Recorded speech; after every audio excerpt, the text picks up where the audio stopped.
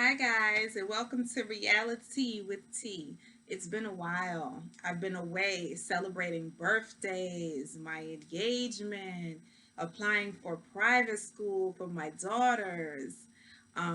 It's been a while, but I have missed you guys, and I am ready to get back started. So now we have all new shows. So now I'm going to be doing Iyanla Fix My Life.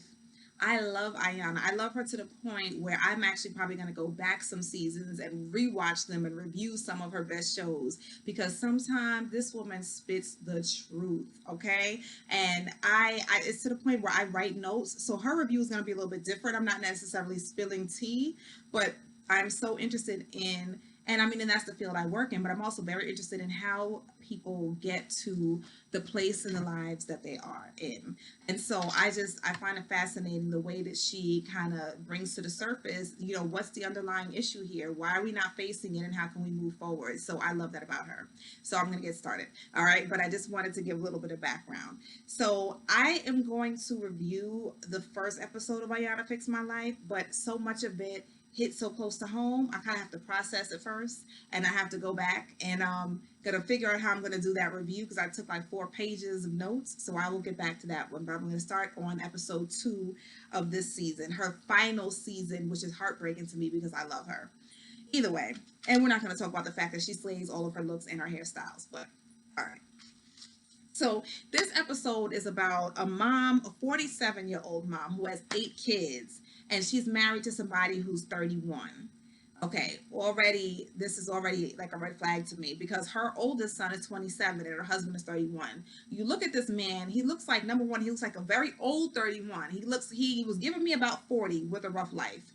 And immediately, even though I do side eye men who are with younger women, like that age gap is always kind of uncomfortable with me.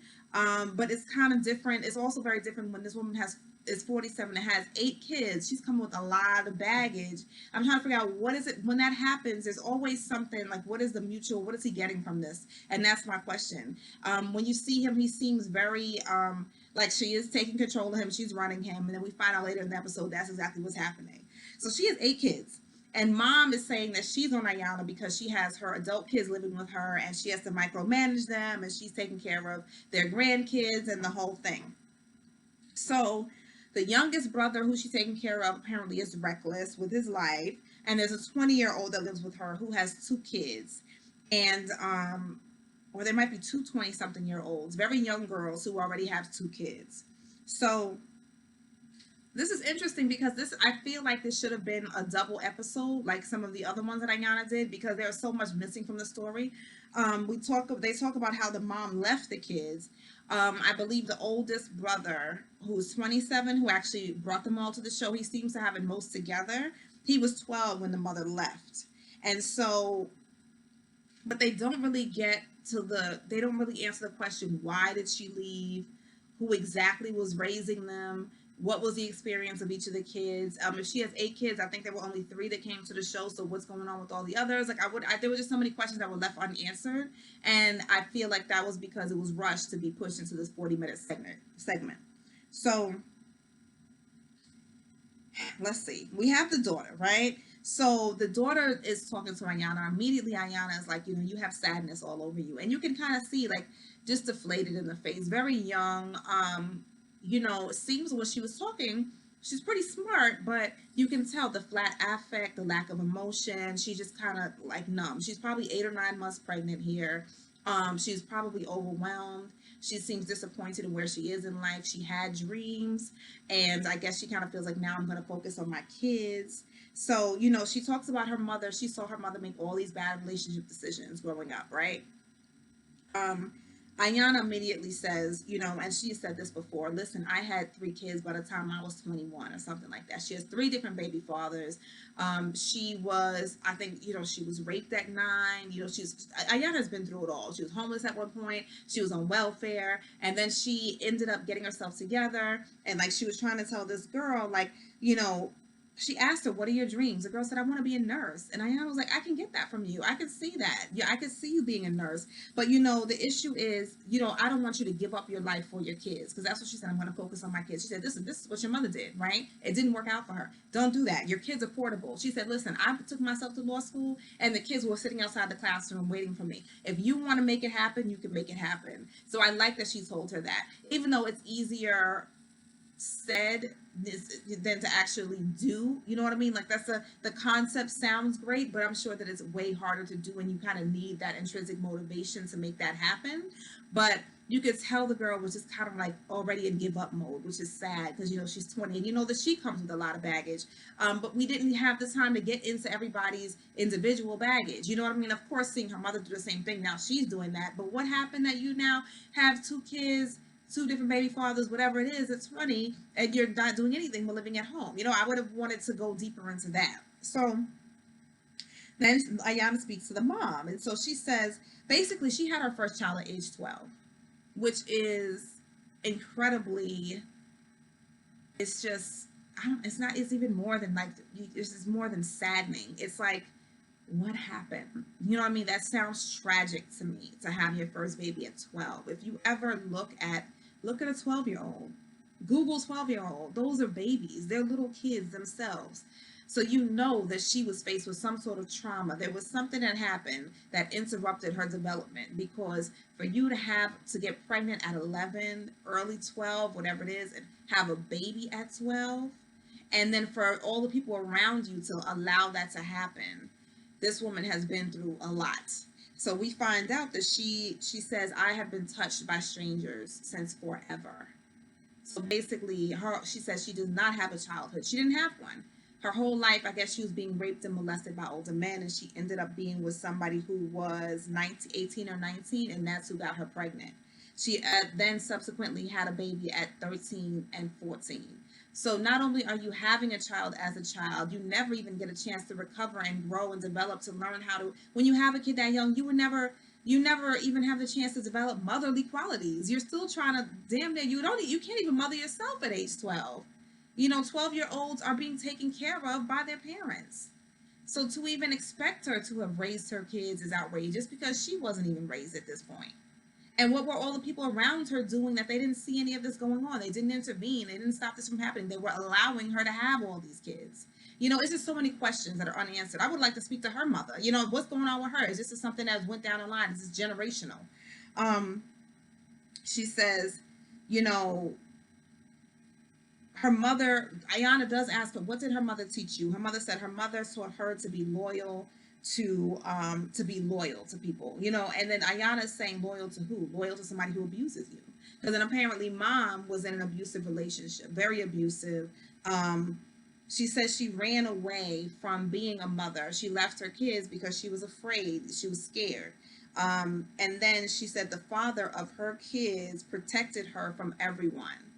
So what she's saying is protected sounds to me like isolated her from everyone. He manipulated her. He was mentally abusive, because he's telling her, "I'm keeping you safe from everybody else," at the same time abusing her. But she sees him as a savior. He protected me from the world.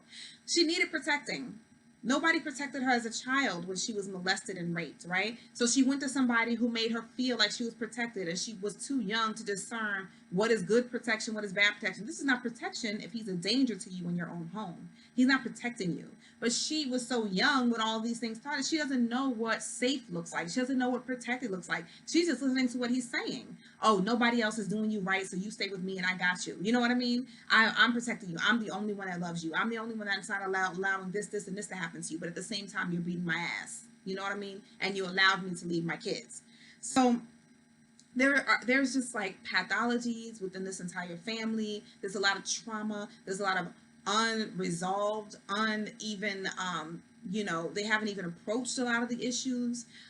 So I just hate that it just feels so undone, you know what I mean, when we have them in like one segment, because it's just so much.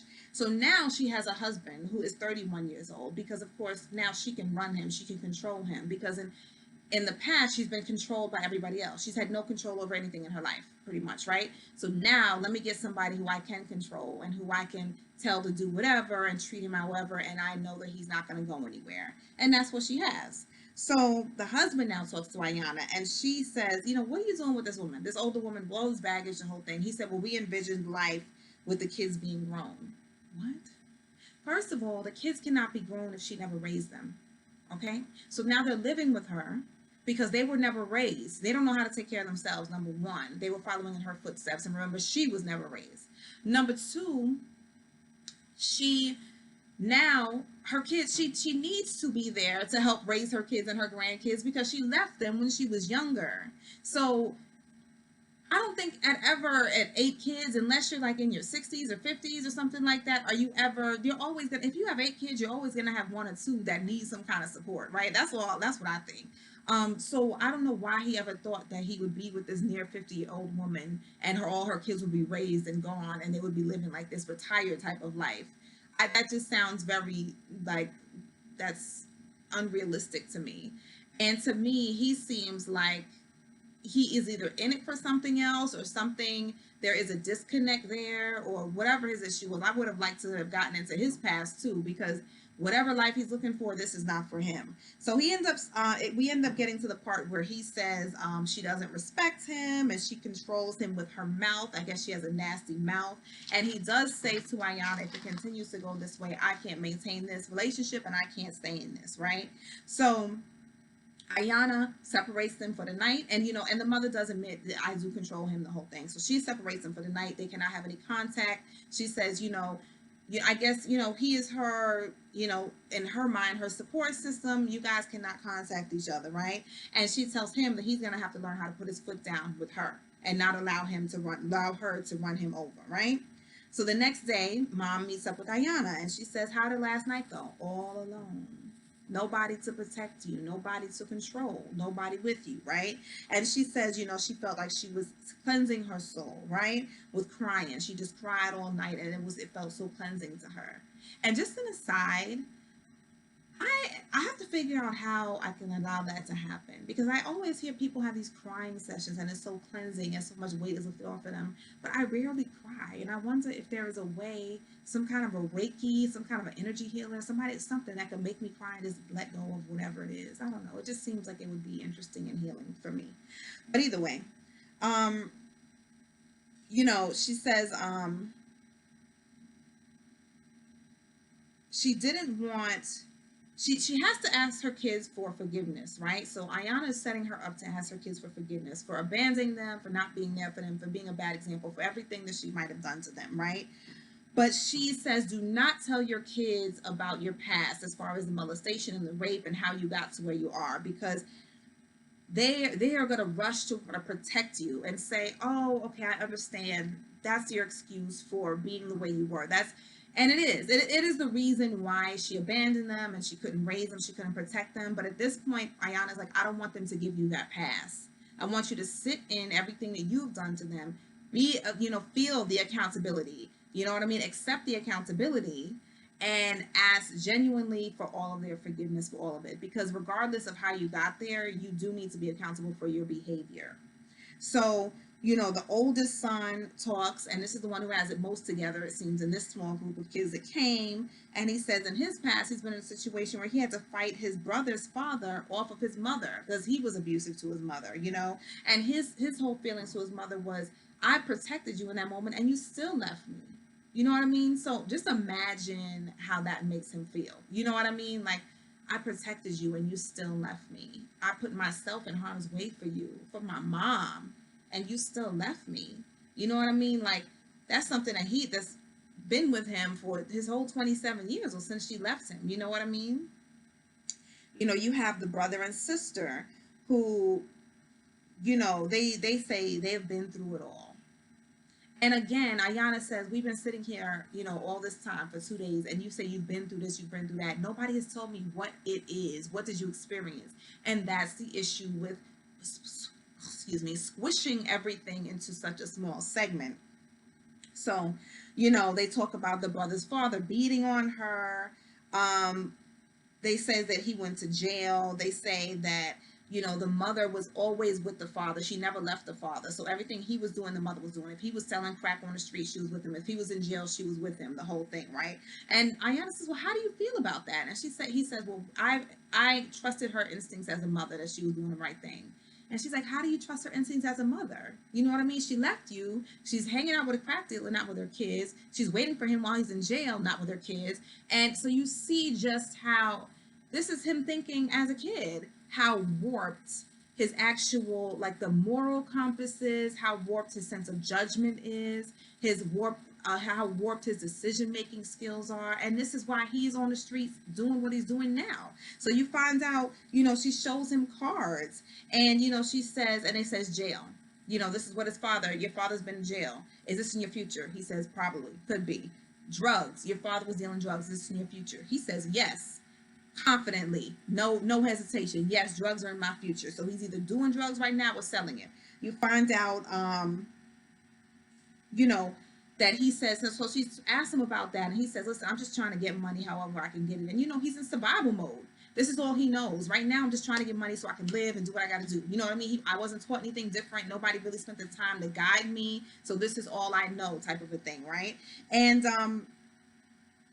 she tells him, everybody failed you. Everybody around you failed you. And they did. Because for you to end up like this, you know what I mean? The brother, I think maybe he was raised by maybe a grandmother. I don't know the difference in, or maybe this brother, I don't know what happened, or maybe like this brother stayed with the mother longer, whatever it was, they had different upbringings. And for some reason, he got the blunt end of the stick, which sucks for him. You know what I mean? And she tells him that. But you know what? And then as the mother, I'm sorry, let me go back really quick. I'm looking at my notes. As the mother starts crying, hearing him say drugs are probably my future, jail might be, or whatever, Ayanna's like, cut it out now. No crying. You know what I mean? He needs you right now. He doesn't need to see you break down. He needs to see that you're strong enough to handle what he's dealing with, and he can come to you because you need to be there to support him. When you start breaking down, then your kids feel like they got to support you and they have to hold back. So allow him to need you and you be there to support him. Okay, I'm done with the victim mom. Granted, mom has things that she needs to weep about, but this is not the moment for it, and not around your kids, because they right now, they need you. You don't need them to support you. And I understand what she's saying. So you know she tells her, and I just made a quote, like, when you abandon your kids, it makes them feel like they don't matter, right? So basically, anything that he's doing right now doesn't matter to him, right? You already made me feel ingrained in me. You left me. Of all the people in the world to leave me, my mother left me. That's the one person in the world who's supposed to love me unconditionally, because I came from her body, and you left me.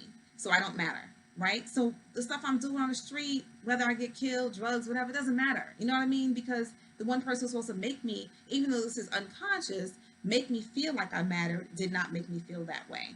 And this is just an aside. Honestly, whenever I meet anybody, boy or girl, and they were abandoned by, or woman or man, they were abandoned by their mother, you can tell it's something different there. That abandonment, and they always talk about, oh, it's the father's abandonment for the girl. If meet some girls who are abandoned by their mother for whatever reason, abandoned, they have a lot of issues too.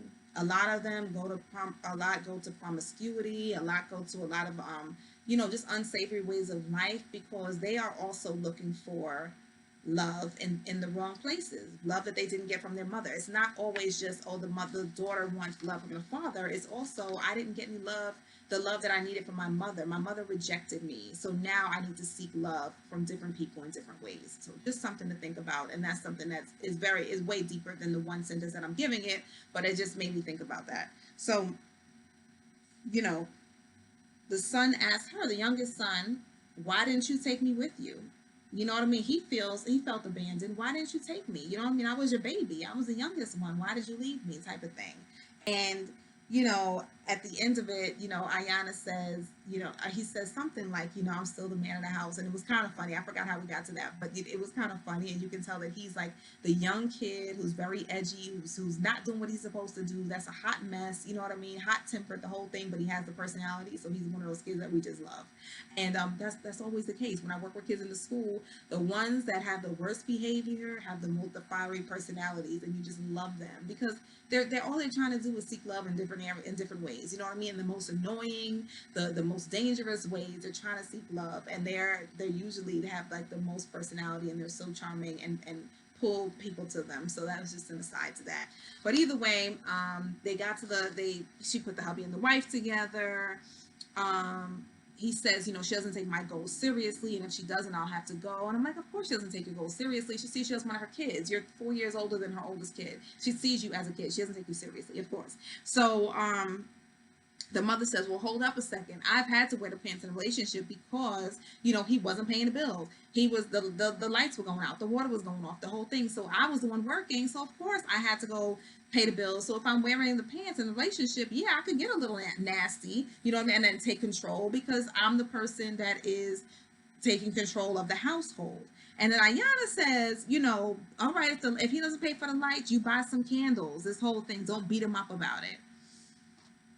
I was conflicted. I don't know about that one, Iyanla.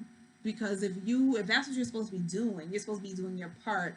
If he's not trying, now if he's trying, I understand not beating him up about it. He gets fired, or he gets laid off, he gets fired, whatever it is, the job situation is working for him, he can't make it happen. Don't beat him up about it. But if he's not trying, and you still want to be with me, and you're supposed to be taking care of things, okay, don't beat him up. Leave him. Okay, I can see that. Okay, maybe I would just say don't beat him. Don't just keep beating him up about it. Don't be abusive about it. Just leave him. Make him leave. Whatever it is. I don't know. I was just conflicted about that statement. Okay. I'm gonna think about it some more though. You know, you have they each had to go around and talk about their grievances with each of the family members, and I don't know if they really glossed over the fact that Amber, the daughter that is pregnant right now, is depressed. You can tell it's all over her face and her body and her energy, and she needs some type of help and intervention. And there, I feel like, the mother coming to Iyanla saying, oh, I don't want to micromanage my kids and everything. You're really overlooking what's going on with this girl. And she probably needs your help, especially bringing a baby into the world. It's only going to get worse when she has that postpartum. Um, she told the mother, her grievance with her mother is that, you don't make your kids respect you like you used to, and you're kind of, and so the mother says, yeah, I'm just trying to, I'm just becoming their friend. And you realize then that she is talking about the relationship she has with the youngest son, because I guess he can get disrespectful. So the mother is trying to atone for all of the times that she left the kids and didn't raise them. So she's trying to be their friend, especially the youngest one. She feels bad. You know what I mean? She's trying to make up for all of the hurt that she gave them. And in that is not demanding their respect. So then you see the son has an interaction, which he's trying to talk to the husband. He needs to do this, he needs to do. So Iyanla's kind of telling him, you don't tell him what he needs to do. He's your stepfather, whatever it is. And you can tell that they go back and forth.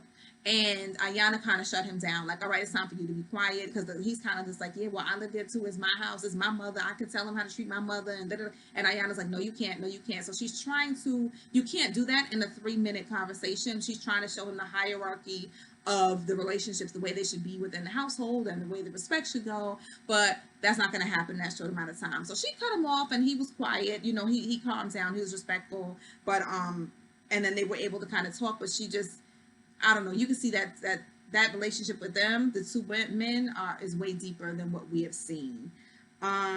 So yeah, I just ended with questions. Like, I had questions like, how long was she gone? Like, who raised each of the kids? Like, what happened during that time when they weren't with their mother? Were they abused? Were they neglected, malnourished, not taken care of? Like, there was just so much more to the story that I wanted to know. But either way, let me know what you think. If you have any of the answers to my questions, if you don't agree with me, you agree with me, let me know in the comment section. Either way, like, please, comment, please, subscribe, please, and I will see you in the next video. Talk to you soon. Thanks for joining Reality with T.